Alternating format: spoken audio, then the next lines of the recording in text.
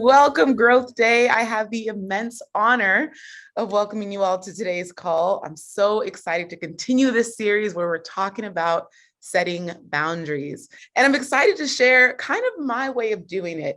And I'm also going to talk about how I call my boundaries considerate boundaries, because like many of you and like the other coaches have talked about, we are people pleasers by nature. We like to be liked. We want to make people happy. This stems from many things, but I want to talk about considerate boundaries and what that looks like. So first, we're going to start with a story. Now, if you saw my post yesterday on Instagram, I spoke about how I had to set a boundary with my mom just yesterday. Now, if you have siblings or maybe cousins, and potentially if you have immigrant parents, you might have a story similar to this.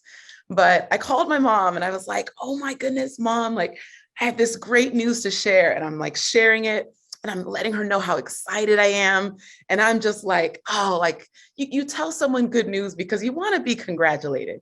So I tell my mom the good news and she says, oh, I have to prepare when I'm about to do the accent. She's Nigerian for the new people. So she says, okay, that's nice. But did you see your cousin's house? Wow, your cousin, they got a new house and it's so big and so many rooms and so fancy and do. And she starts bragging about my cousin's new house. In that moment, I feel so small and I'm just like, oh my goodness. And of course, I'm trying to be a good sport. And I'm like, yes, like I heard and I saw and it's incredible. And I'm so happy for her. And then I tried to use this statement to kind of redirect the conversation to me, but also including my cousin. So I said, yeah, mom, like so happy for her. Isn't it cool how both of us were able to succeed in our creative careers? And I thought that was a good job of like bringing it back to me, but also including my cousin. And my mom goes, yes, but her house, wow, it's so big. And there's a room for her mother. You know, you should do one for me. When will you buy your home? And just completely derails the conversation. And in that moment, I'm like, okay, I'm human. So I mute myself and I scream because I'm about to assert a boundary, but in that moment, I don't have it. So I'm like, and I let it out because I'm like, I'm about to set a boundary and I want to make sure I'm setting it in a way that she'll receive it. I'm going to talk about that in a second, but a lot of times there is an art to the way that we set boundaries so that it's received well. So I was like, you know what, mom? I love that you're proud of my siblings and cousins, you know, but when I come to you with good news, I would love for us to just talk about the news and not bring anyone else in just for a minute. I would love to just talk about the news that I'm discussing. And if you're unable to do this, then I might stop sharing certain things with you. And I was just very frank. And then I used these words, these 4 words, and I'm going to break it down. There's hope, feel, want, and need. Hope, feel, want, and need. I said, I hope you understand where I'm coming from. Okay, once you assert yourself and you set that boundary, now comes the hard part. I hope you understand where I'm coming from. I feel like this feedback is important to hear. And then I want to continue sharing my highlights. I want to continue sharing my highlights, but I need to feel celebrated when I do so. I need to feel celebrated when I do so. I hope, I feel, I want, I need. And when I was looking back in hindsight, I was like, I sound needy. I sound like, I started to judge myself. I was like, wow, I sound like I have a lot of requirements. But I was like, no, Glo, for 32 years, you've shut your mouth and you've just taken whatever you were given. Like you're an adult now. And sometimes we have to parent our parents on how we like to be treated. So I was like, okay, I've never spoken up for myself. Now is the time. I need to assert myself. I need to set my boundaries.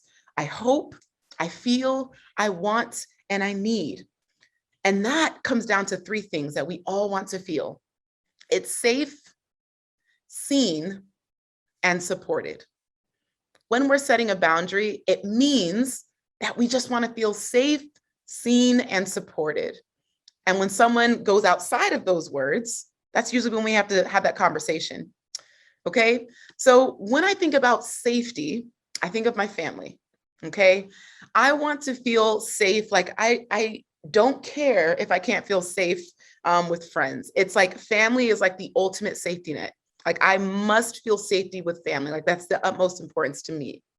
And this means safe to be myself and to be loved in every version of me, because we are constantly evolving. We are constantly works in progress.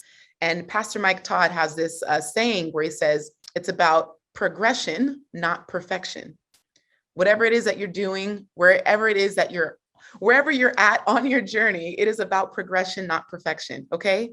So let's say, for example, I'm calling my sister after a bad day and I just vent and I cry and I'm just like, oh, like, why does this always happen to me? Maybe I'm in like a low vibrational self. Why is this always happening to me? I'm in my victim mentality, victim mindset. Oh, I can't stand this. I'm just complaining. And I can trust that my sister's going to hold space for a weak moment that I'm experiencing. Because in that moment, I'm feeling vulnerable. I'm feeling powerless. I'm feeling weakless. And I don't want to always be held to a certain standard. That's what the internet is for. On the internet, people hold you to a standard and you're not allowed to make mistakes. I have learned the hard way. So when I'm in those weak and human moments, I'm like sister, family, brother, like I must feel safe around them. Now I want you to think about that for yourself. Write down the name of a family member that you feel you're safest with, because they are going to be your safety net and your go-to person. And sometimes you might be setting a boundary, expecting safety from someone who isn't able to give that to you. So family is usually going to be the place where you can feel the most safe. Now, when I think about support, I'm going to my friends, okay? Now, when I want to feel supported, it means I want to be celebrated in my endeavors and acknowledged for the work that I do. So for example, I could be hosting an event. I've hosted events in Puerto Rico in the past, in Belize and Bali. So let's say a friend comes and volunteers to help, or they offer feedback on a product that I've launched, or they help me, edit up my manuscript, something. I feel so supported. And my love language is acts of service.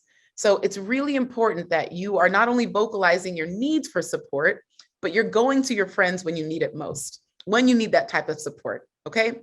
This can be your day for personal growth. This can be that day you committed to and you remember and you go, that was the day I got myself a community. I got better coaches. I committed to making my life the absolute best that I could.